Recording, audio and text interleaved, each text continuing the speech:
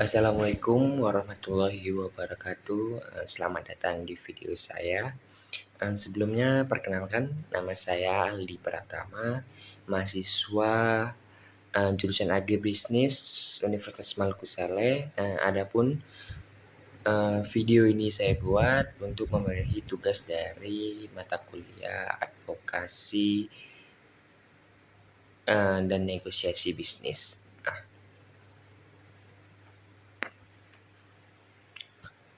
Baik, langsung saja di sini saya akan memaparkan materi mengenai apa itu analisis bisnis. Nah, jadi analisis bisnis adalah suatu proses dan strategi yang diterapkan dengan tujuan untuk melakukan evaluasi dan pengelolaan yang baik terhadap suatu usaha atau bisnis.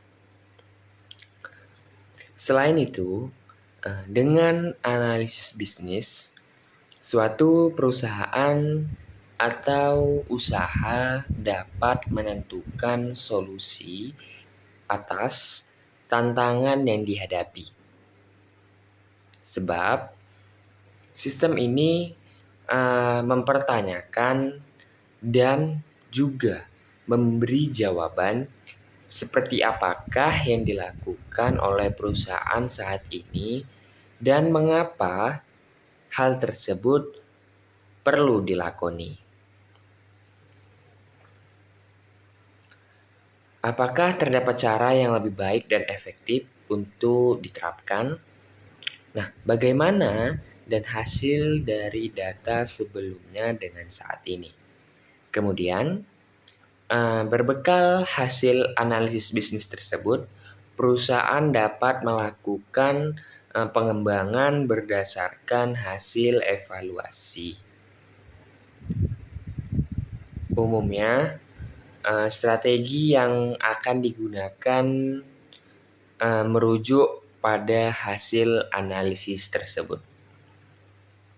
Kemudian, apa saja sih maksud saya meliputi apa saja sih analisis bisnis ini? Nah, jadi di analisis bisnis meliputi secara umum meliputi terdapat 5 jenis analisis bisnis yang dilakukan para pelaku bisnis.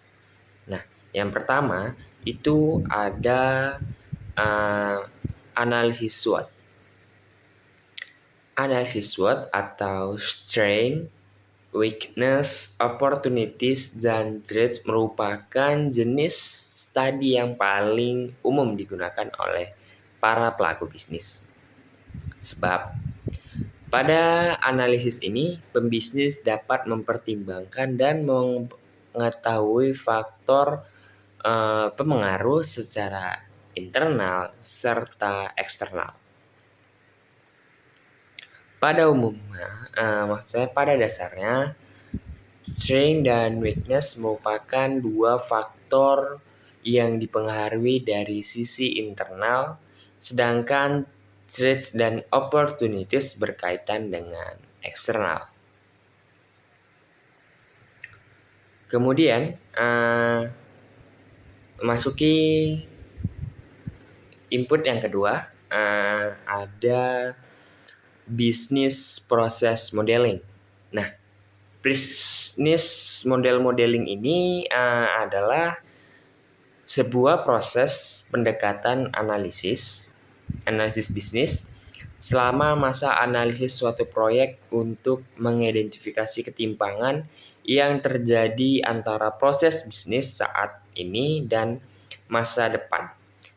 Adapun 4 langkah pada teknik ini yaitu dari perencanaan secara strategis, kemudian analisis model bisnis, kemudian uraian dan rancangan prosedurnya, kemudian evaluasi teknik solusi bisnis tingkat lanjut.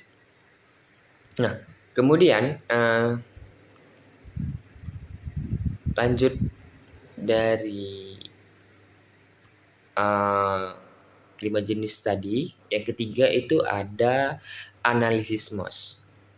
Nah, apa sih analisis MOS ini? Nah, jadi analisis MOS adalah suatu kerangka kerja yang kompeten untuk analisis bisnis. Selain itu, jenis ini menjadi salah satu teknik pemodelan yang efektif untuk mengidentifikasi kemampuan suatu organisasi. Kemudian, metode ini juga memerlukan analisis internal secara menyeluruh terhadap tujuan organisasi dalam rangka menyusun strategi untuk pencapaian. Nah, berikut akan saya sampaikan adalah definisi dari MOS.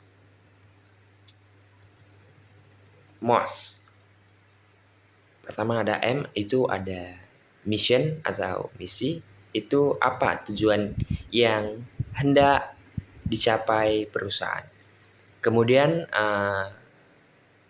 O atau objek atau diartikan sebagai tujuan. Jadi tujuan apa yang dapat mendukung dari si mission tadi. Kemudian ada strategi. Nah, ini apa pilihan yang tersedia dalam rangka meraih tujuan tersebut. Kemudian yang terakhir ada teknik. Jadi apa metode yang diterapkan perusahaan untuk menjalankan strategi itu. Kemudian selanjutnya ada yang keempat, itu ada analisis Pestle.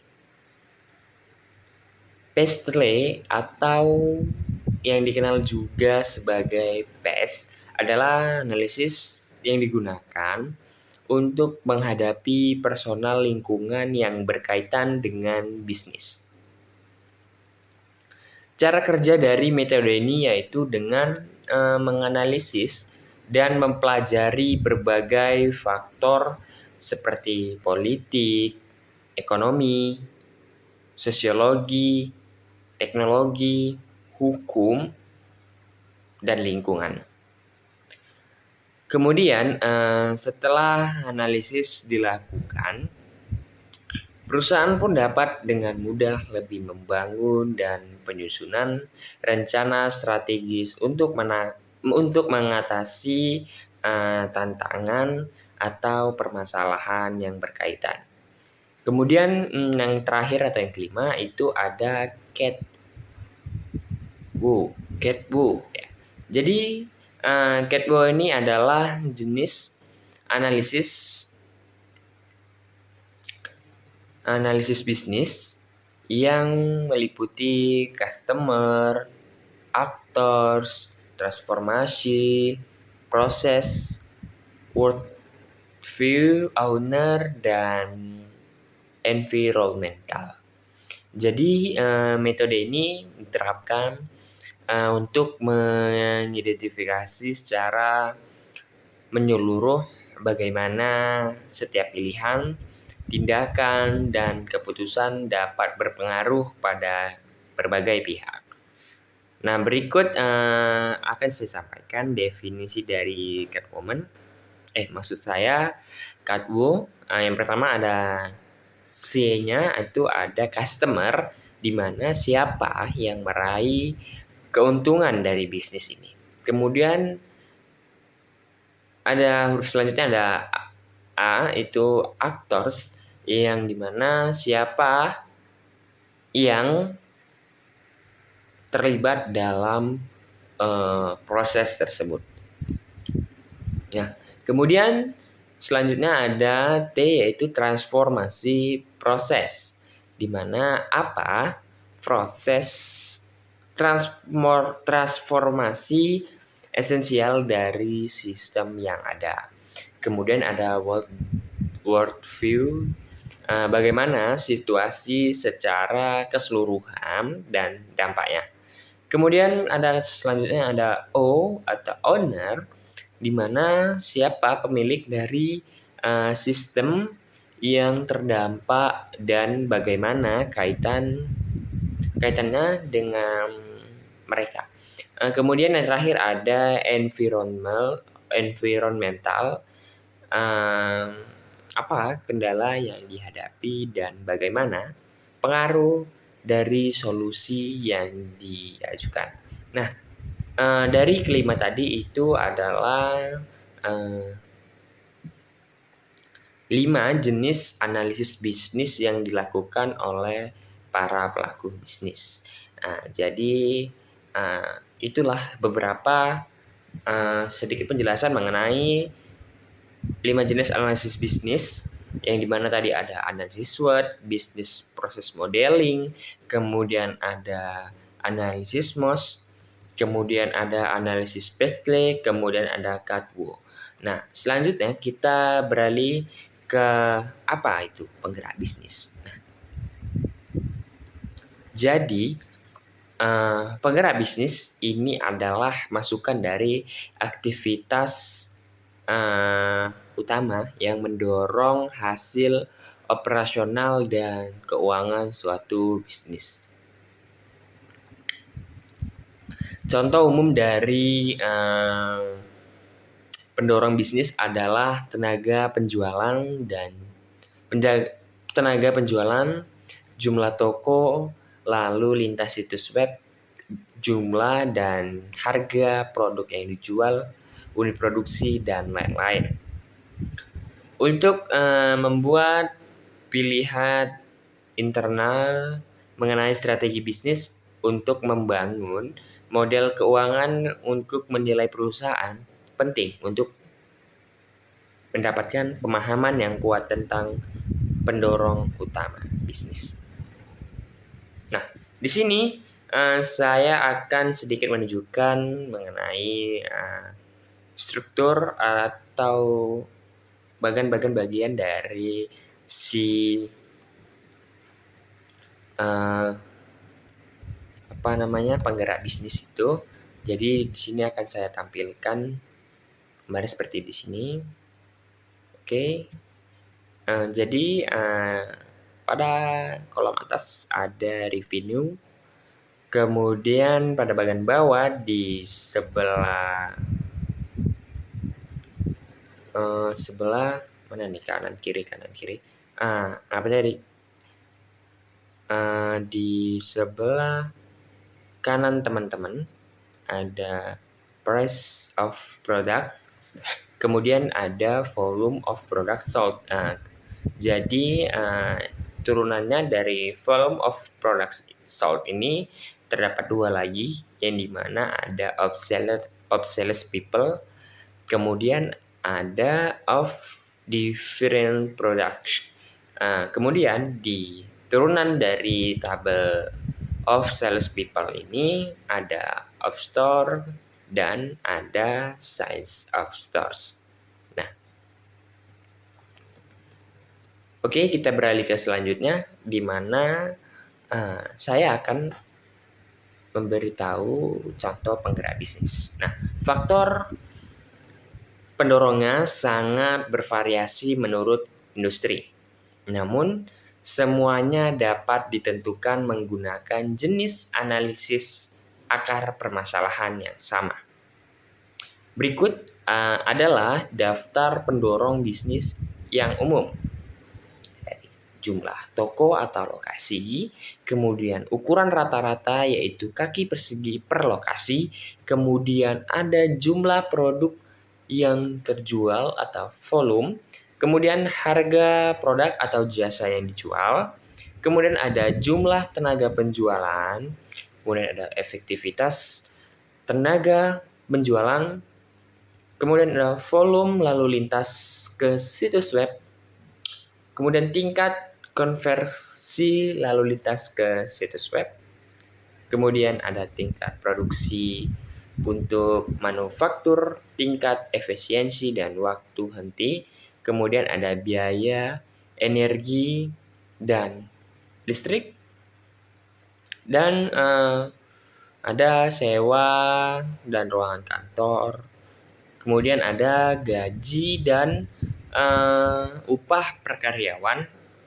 kemudian ada komisi, biaya, dan biaya penjualan lainnya, kemudian ada nilai tukar mata uang asing, dan yang terakhir ada harga komoditas atau misalnya minyak, tembaga, pulp, karet, dan lain-lain. Nah, kemudian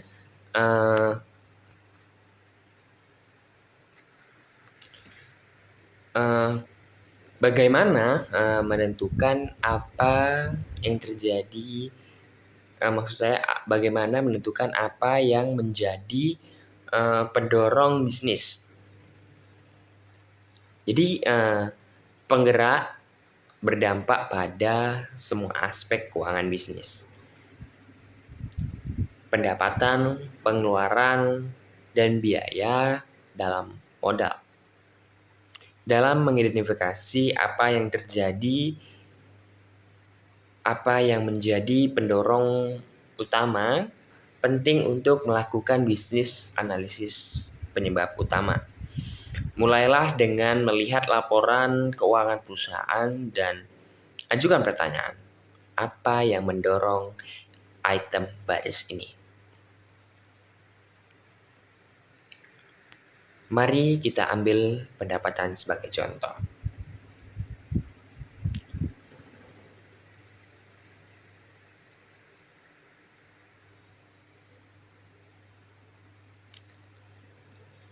Nah, pertama itu ada untuk perusahaan retail fisik. Misalnya, perusahaan pakai yoga, apa yang mendorong pendapatannya? Kemudian volume produk yang terjual dikalikan dengan harga rata-rata. Kemudian apa yang mendorong volume? Kemudian jumlah produk dan jumlah tenaga penjualan. Kemudian apa yang mendorong jumlah tenaga penjualan? Kemudian jumlah toko dan ukuran toko. Apa yang mendorong jumlah toko? Kemudian ini adalah penggerak bisnis inti. Ini adalah keputusan operasional dan modal untuk membuka lebih banyak toko atau tidak. Jadi tidak ada yang mendahulunya. Jumlah toko merupakan salah satu pendorong utama bisnis ini. Proses ini harus diulangi untuk setiap item baris pada masing-masing 3 laporan keuangan. Setelah selesai, ambil daftar drive dan tentukan mana yang paling penting untuk menjadi fokus. Hal-hal inilah yang akan berdampak pada bidang utama bisnis dan mempengaruhi pengaruh terbesar terhadap hasil. Kemudian kita memantau dan meningkatkan kinerja bisnis. Setelah tadi itu pendorongan bisnis, kemudian sekarang memantau dan meningkatkan kinerja bisnis, di mana setelah melakukan pendorongan bisnis, yang paling penting telah diidentifikasi atau menggunakan proses di atas ya. Tadi penting untuk memantau hasil bisnis dan membuat keputusan strategis untuk meningkatkan kinerja di masa depan. Melanjutkan contoh yang tadi, setelah jumlah toko diidentifikasi sebagai pendorong bisnis utama, penting untuk melacak metrik tersebut beserta ukuran setiap toko, jumlah tenaga penjualan per toko, volume dan harga produk per toko, dan akhirnya pendapatan. Dengan melacak semua angka-angka ini akan dimungkinkan untuk memantau seberapa efektif strategi penambahan toko baru dibandingkan dengan faktor pendorong lain seperti penambahan tenaga penjualan, kenaikan harga, atau penyediaan inventaris yang lebih beragam.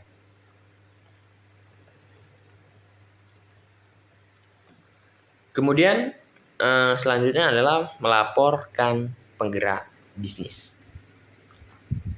Bagi profesional manapun yang bekerja di bidang perencanaan dan analitis keuangan atau FP dan A, sebagian besar pekerjaannya adalah melaporkan pendorongan bisnis utama dengan bagan, grafik, dan tabel. Setelah data dikumpulkan, tugas analisis keuangan adalah menyajikan dan dengan cara yang mudah dipahami. Metode yang populer adalah dengan membuat dashboard yang merangkum metrik utama dan membantu para eksekutif dan pengambil keputusan utama memvisualisasikan apa yang terjadi dalam bisnis. Tangkapan layar berasal dari kursus dashboard keuangan dan visualisasi data yang mengajarkan Anda cara membuat dashboard dari awal.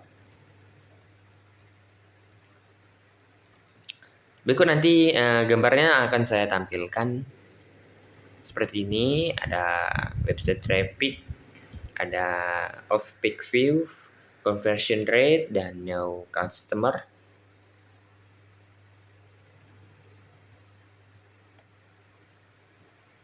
Oke. Kemudian selanjutnya aplikasi dalam pemodelan dan penilaian keuangan.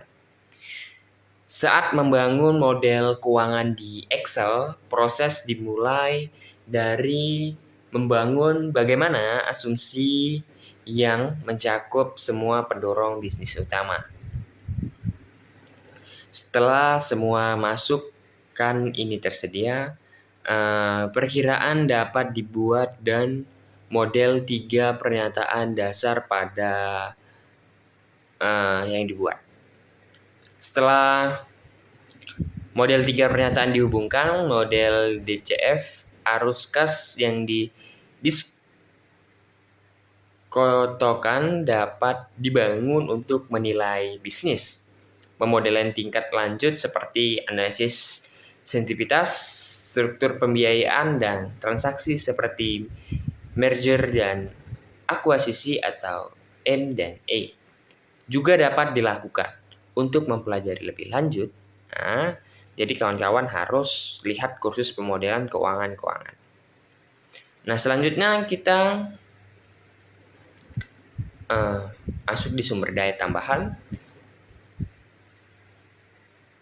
di mana ini untuk pengembangan keterampilan Anda, ya. Sumber daya ini ada tambahan sumber daya keuangan, ada tambahan gratis, di mana nanti ada kumpulan kompetitif, strategi perusahaan, kemudian bagaimana 3 laporan keuangan tertaut, paduan permodelan keuangan gratis, kemudian lihat semua sumber daya pemodelan keuangan dan sumber penilaiannya.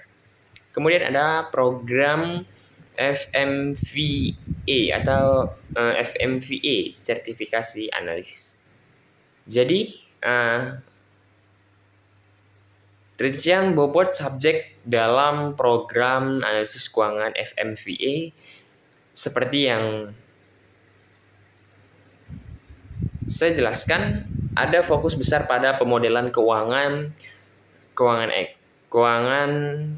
Excel, penilaian bisnis, penganggaran atau peramalan, presentasi, PowerPoint, akuntansi, dan strategi bisnis. Seorang analisis keuangan yang berpengetahuan luas memiliki semua keterampilan di bawah. Jadi nanti akan saya tampilkan gambarnya, ya.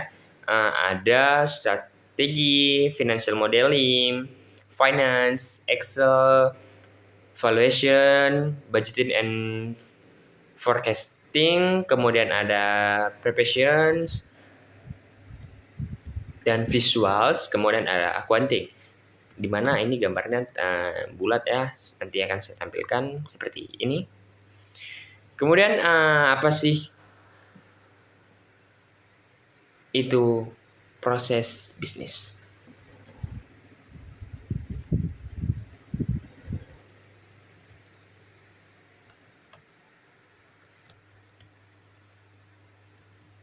Jadi proses bisnis adalah serangkaian tugas atau aktivitas bisnis yang menjalankan secara terstruktur, terorganisasi, dan saling berkaitan untuk mencapai tujuan perusahaan. Aktivitas yang dilakukan tentu akan berkaitan dengan pembuatan atau pengembangan produk bisnis. Dalam serangkaian proses bisnis ini, sejumlah peran dan posisi memiliki tugas yang berbeda-beda, namun tetap untuk mencapai tujuan bersama. Tahapan proses bisnis juga akan terjadi secara berulang-ulang dan akan dioptimalkan seiring waktu sesuai dengan standar. Nah, proses bisnis menurut para ahli, ada beberapa ahli mendefinisikan proses bisnis seperti Kelly R. Ryder. Jadi dia menganggap proses bisnis adalah kegiatan yang saling berhubungan dalam upaya menghasilkan produk atau jasa yang bernilai bagi perusahaan. Sedangkan menurut Hammer dan Kempis, proses bisnis adalah aktivitas yang membutuhkan satu atau lebih masukan untuk menghasilkan output yang bernilai bagi pelanggan. Kemudian kalau menurut Ramler dan Brace, proses bisnis ini mengacu pada sekumpulan aktivitas yang dilakukan untuk menghasilkan produk maupun jasa. Oke, lanjut. Kemudian ada maksud saya fungsi proses bisnis. Jadi setelah tadi penjelasan mengenai proses bisnis ya, lantas apa saja fungsi proses bisnis ini? Jadi ini fungsinya untuk membantu manajer atau pihak SDM untuk mengetahui kapan proses bisnis akan dimulai dan diakhiri atau berkelanjutan.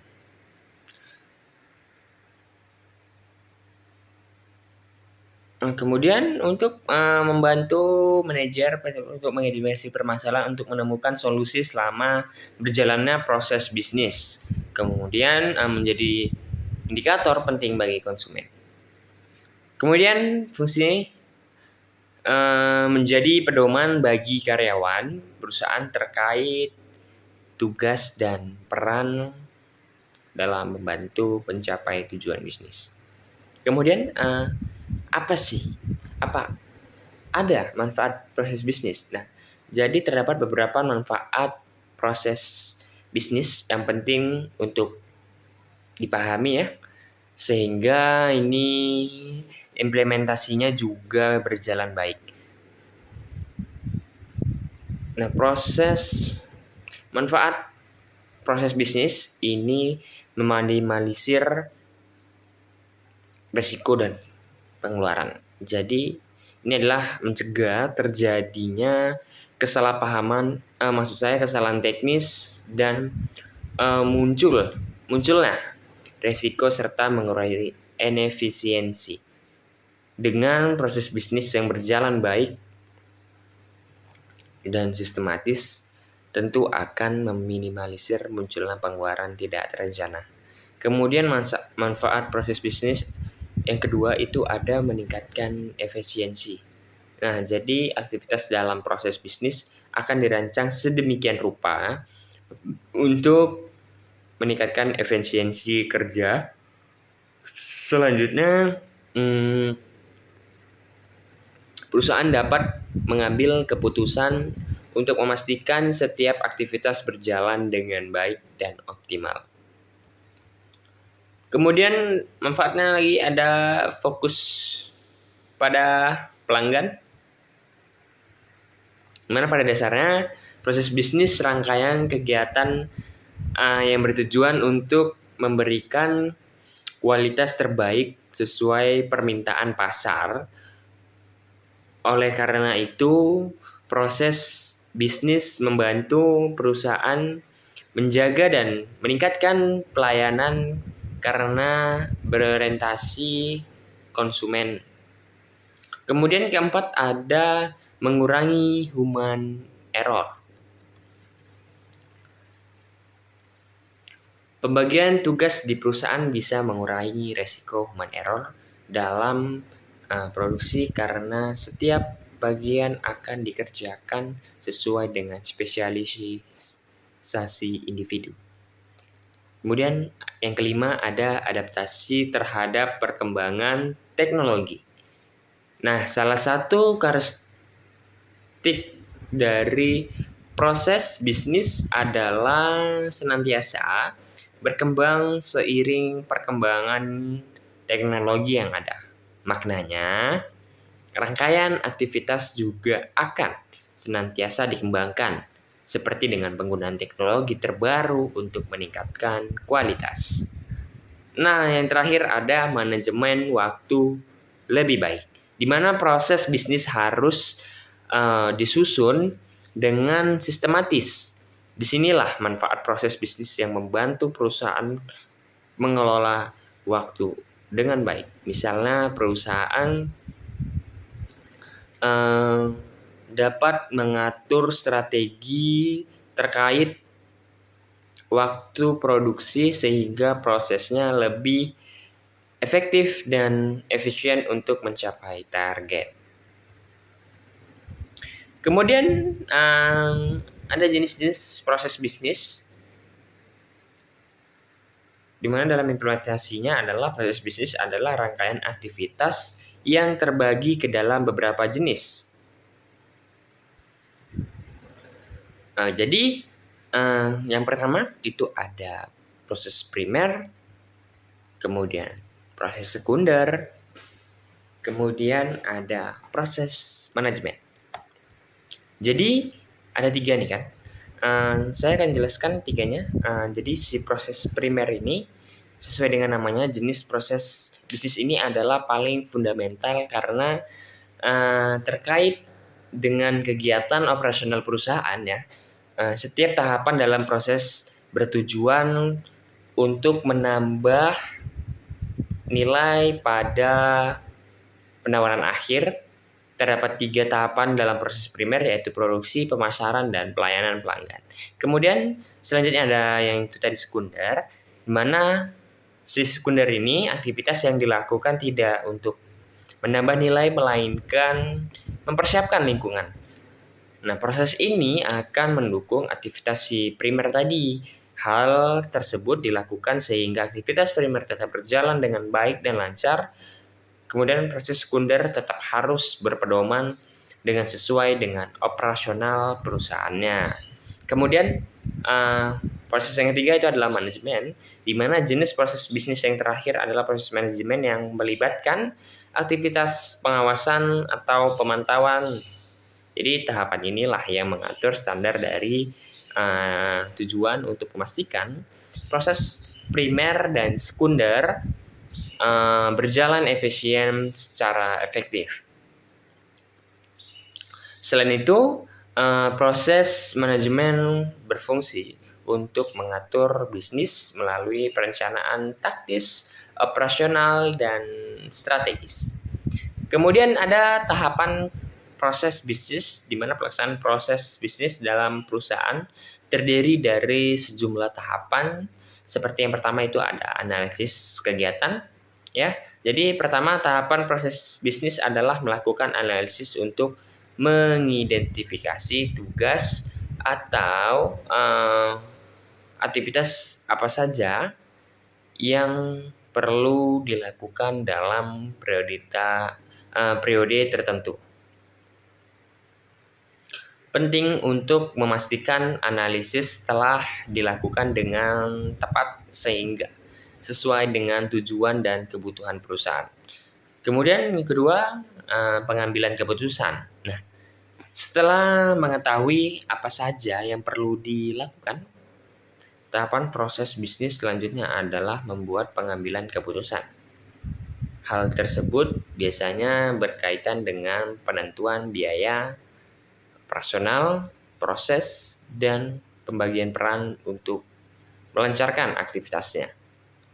Kemudian ada implementasi ya, yang ketiga, di mana tahapan pelaksanaan mengacu pada implementasi rencana atau strategi yang telah disusun di tahap sebelumnya. Dengan demikian, rencana yang dibuat tidak hanya menjadi wacana. Kemudian yang keempat, evaluasi, di mana evaluasi ini sangat penting ya. Seperti yang dijelaskan sebelumnya, bahwa proses bisnis adalah aktivitas berulang dan dilakukan secara terus-menerus dengan perbaikan seiring waktu. Perbaikan yang dilakukan tentu diperoleh dari adanya evaluasi, baik secara parsial maupun holistik. Ada beberapa hal yang bisa menjadi poin evaluasi. Salah satu di antaranya adalah kinerja karyawan. Dengan demikian, perusahaan juga bisa menilai bagian yang perlu diperbaiki. Jadi ada ya contoh proses bisnis. Nah, setelah memahami apa itu proses bisnis beserta fungsi, manfaat, dan jenis yang sudah saya sampaikan tadi, ada proses bisnis seperti produksi. Nah, jadi tujuannya dari produksi ini ya, mengelola bahan mentah menjadi barang jadi. Kemudian peserta dari produksi itu adalah karyawan, produk, dan staf penjualan. Kemudian input dari si produksi ini bahan baku, informasi produksi, dan pesanan pelanggan. Ya. Kemudian outputnya itu adalah barang jadi. Ya, oke. Kemudian ada lagi itu penjualan, di mana tujuan dari penjualan ini menjual barang ke konsumen dan memperoleh keuntungan dari hasil penjualan. Pesertanya itu ada staf, penjualan, konsumen, kemudian gudang.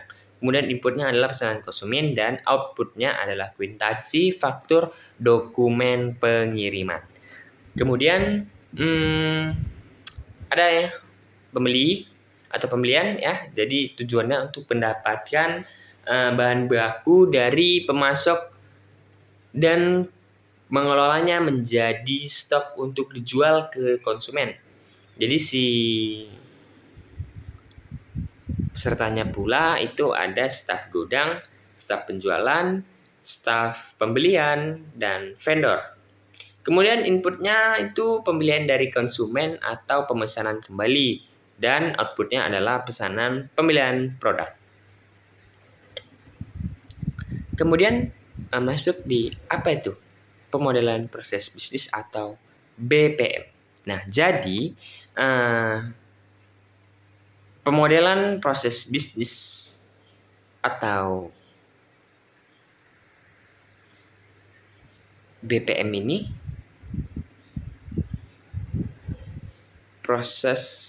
pemodelan proses adalah representasi analitis atau sekedar ilustrasi proses bisnis suatu organisasi.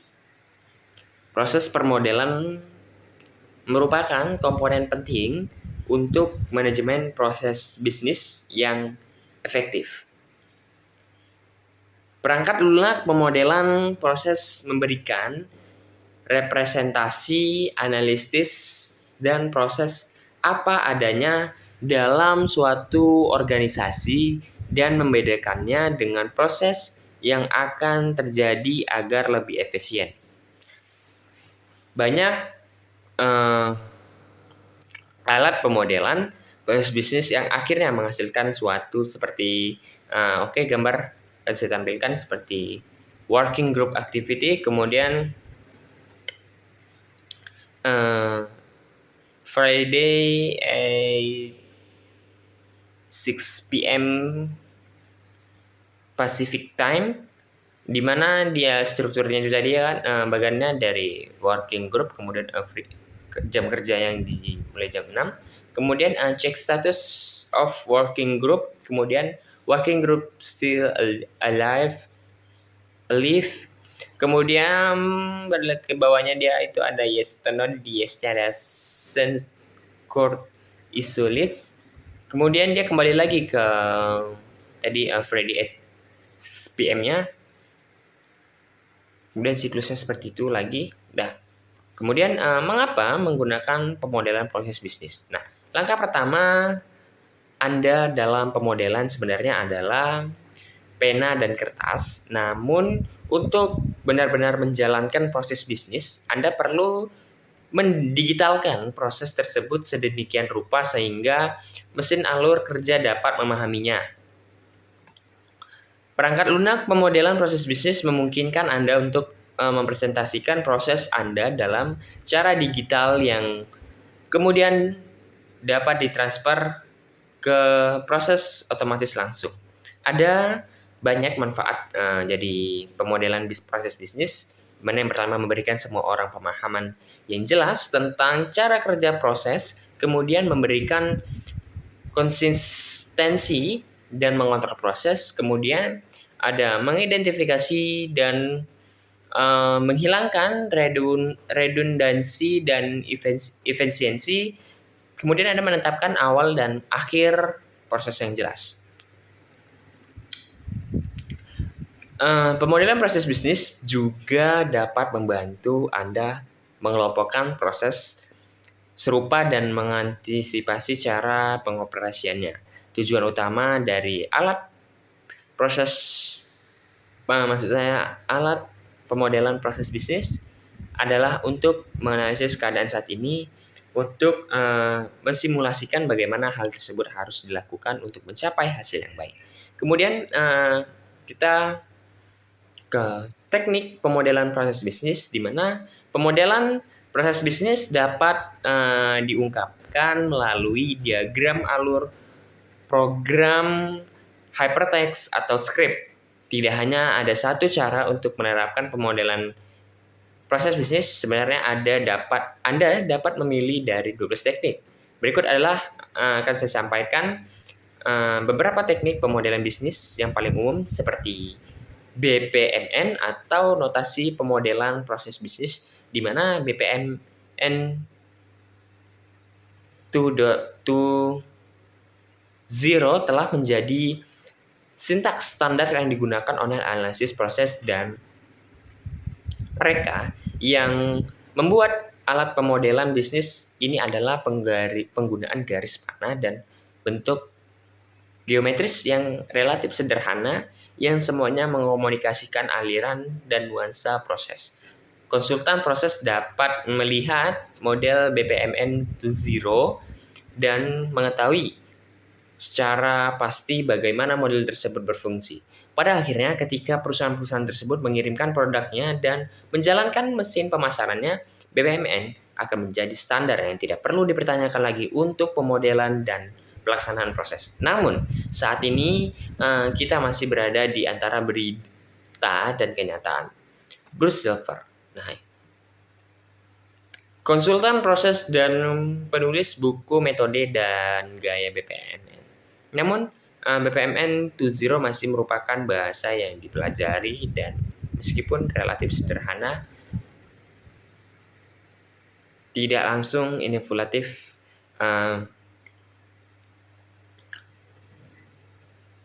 bagi pengguna bisnis pada umumnya. Ini adalah alat yang hebat untuk tidak langsung intuitif pada pengguna bisnis. Ya. Kemudian ada notasi proses universal, di mana daripada harus mempelajari bahasa baru, sistem lebih intuitif adalah Universal Process Notation atau UPN. Jadi UPN ini menyediakan kotak sederhana untuk setiap tugas yang harus diselesaikan.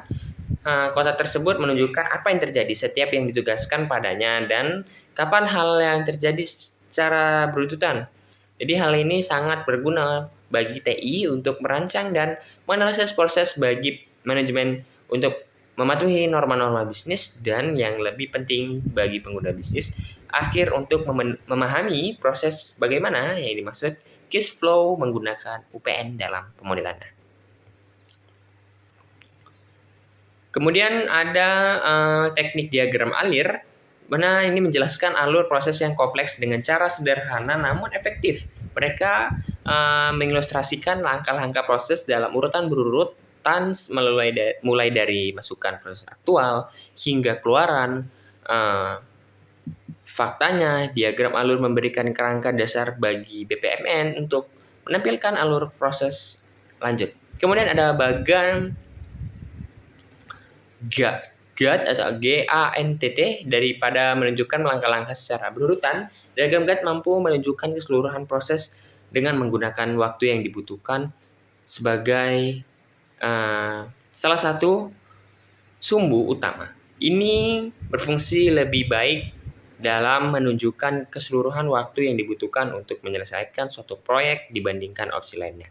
Kemudian yang keenam itu atau yang kelima, yang keenam ya, di jaring Petri secara tradisional merupakan teknik pemodelan dalam matematika. Jaring Petri juga berguna untuk pemodelan proses bisnis. Jaring Petri mengklasifikasikan atau memberi kode warna pada langkah alur yang kompleks, penggunaan dan rute dalam berbagai warna. Kemudian apa yang dibutuhkan dalam perangkat lunak pemodelan proses? Kebanyakan BPM Suite menyertakan alat pemodelan proses bisnis di dalamnya. Namun, beberapa memiliki pemodelan sebagai aplikasi terpisah. Pemodelan adalah salah satu elemen terpenting dalam BPMS dan Anda harus meluangkan banyak waktu untuk mempelajari sebelum memutuskan untuk membeli rangkaian produk. Kemudian alat pemodelan bisnis yang hebat harus memudah dipelajari untuk departemen bisnis, kemudian mudah bagi tim TI untuk berkomunikasi dengan departemen lain, kemudian tidak mahal dan sesuai dengan industri, kemudian memiliki alat editor, alat kerja terintegritas dengan antarmuka grafis, dan mampu mensimulasikan alur kerja sebagai sebelum mengimplementasikannya. Seperti yang saya sampaikan tadi sepanjang lebar, mungkin teman-teman dapat memahami dari apa yang materi sudah saya paparkan ya. Lebih dan kurangnya saya mohon maaf dan saya akhiri. Wassalamualaikum warahmatullahi wabarakatuh.